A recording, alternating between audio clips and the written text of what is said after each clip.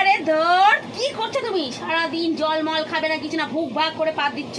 কি ব্যাপার? কি বাবা, কি গন্ধ, কি গন্ধ! সারাটা দিন শুধু পক পক পক। জল খেতে পারো না তুমি? জল খেতে পারো না?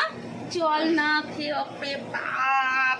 এই তুমি যাও তো, যাও আচ্ছা যাও, জল খেয়ে আসো, যাও। আমার পাতে গন্ধ বেরোচ্ছে।